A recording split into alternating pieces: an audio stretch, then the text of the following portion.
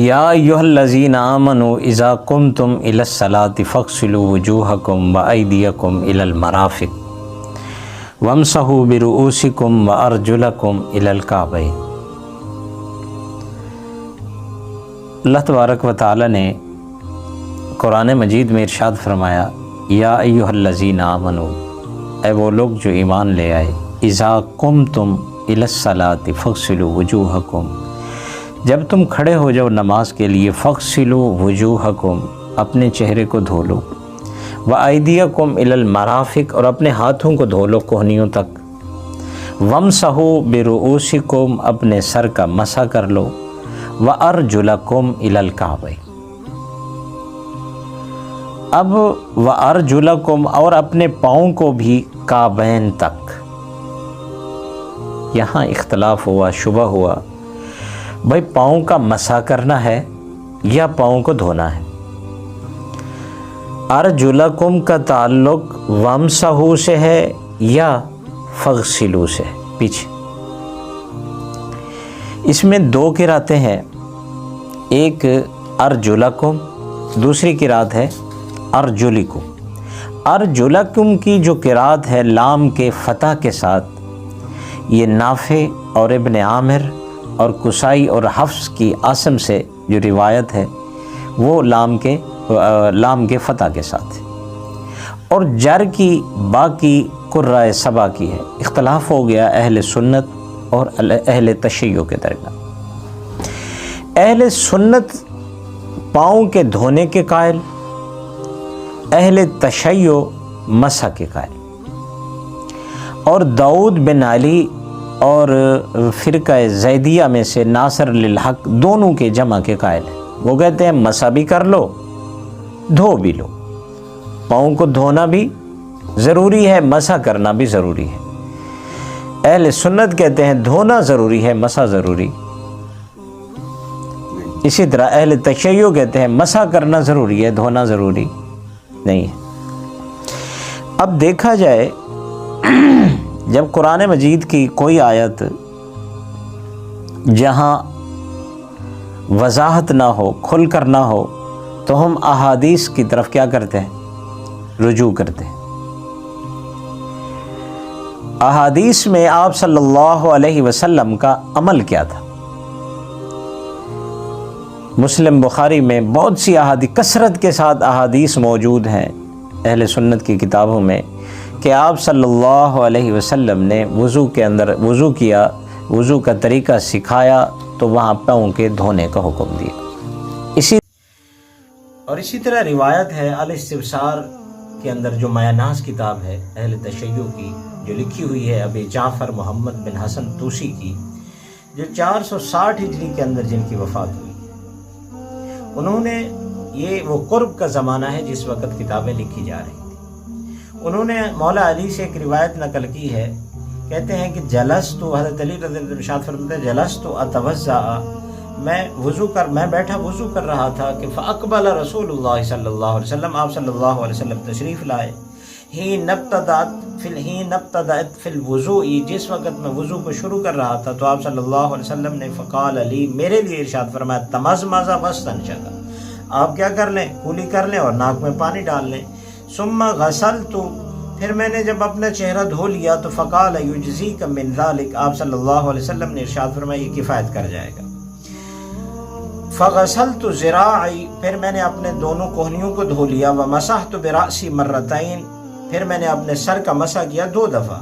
آپ صلی اللہ علیہ وسلم نے ارشاد فرمایا المرہ، اگر 1 دفعہ بھی کرتے تو یہ کفایت کر جاتا۔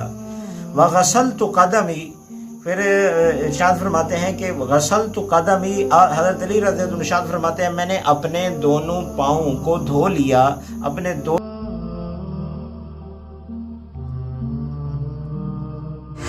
فقال علی، یا علی، آپ صلی اللہ علیہ وسلم نے میرے لیے کہا، یا علی خلل بین الاصابع، اپنے انگلیوں کے درمیان خلال کر لو، یعنی پاؤں کو دھو رہے ہو تو اچھی طرح مسل کے انگلیوں کے درمیان بھی انگلیاں داخل کر لو۔ خلل بین الاصابع لا یخلل بالنار، تاکہ آپ کی انگلیوں کا خلال آگ نہ کرے۔ خلل بالاصابع، آپ انگلیوں کے ساتھ کیا کر لیں؟ خلال کر لیں۔ اب جعفر محمد بن حسن طوسی رحمۃ اللہ علیہ، یہ 460 ہجری کے اندر ان کی وفات ہوئی۔ کبھی ان کی وفات ہوئی؟ 460 ہجری کے اندر، یعنی یہ بہت قریب وقت کے ہیں، جب ابھی کتابیں لکھنا سٹارٹ ہو رہی تھیں، ابھی جمع کیا جا رہا تھا حدیث کو۔ یہ اس زمانے کے کیا ہیں؟ فرد ہیں۔ ان کی یہ روایت ہے، اس سے ظاہر ہوتا ہے کہ آپ صلی اللہ علیہ وسلم نے وضو کے اندر پاؤں کے دھونے کا حکم دیا۔ اسی طرح اہل سنت کی کتابوں کے اندر بھی بے بہا آپ کو روایت مل جائیں گی۔ بہرحال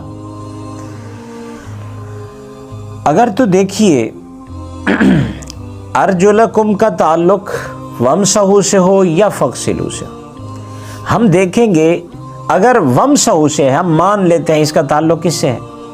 ومسحوا سے۔ ومسحوا، مس کا معنی کیا ہوتا ہے؟ مس کا معنی ہوتا ہے چھونا۔ مس کا معنی کیا ہوتا ہے؟ ہاتھ لگانا، چھونا۔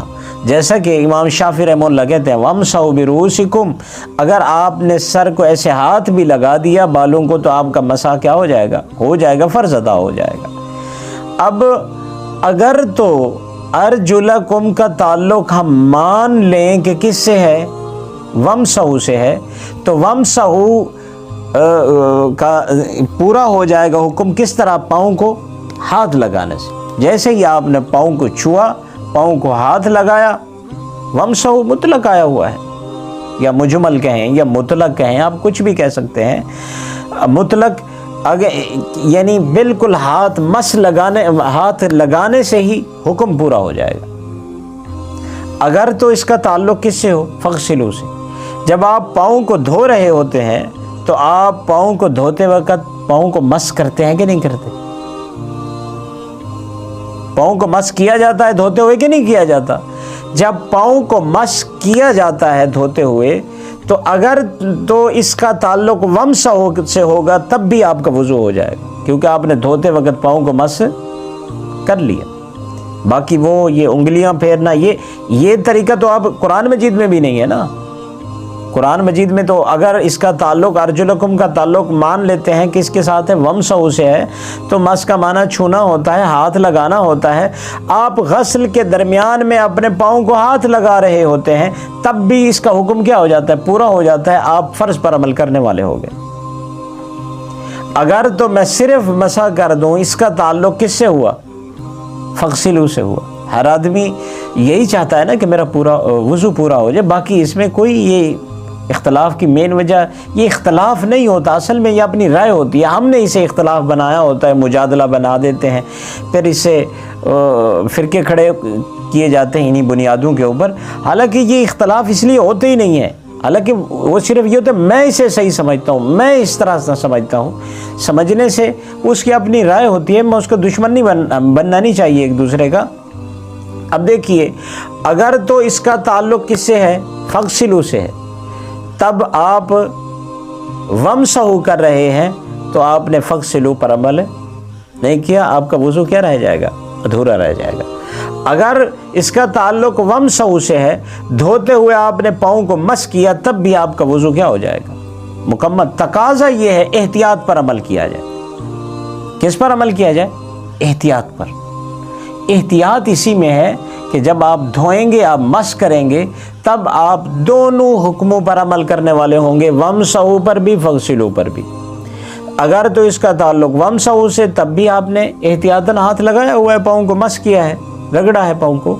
اگر تو اس کا تعلق فغسلوا سے ہے، اگر آپ نے صرف ایک ومسحوا کو لیا ہوا ہے، احتیاط کا دامن نہیں پکڑا، تو آپ کا وضو نہیں ہوگا اور آپ کی عبادات بھی پوری نہیں ہوں گی۔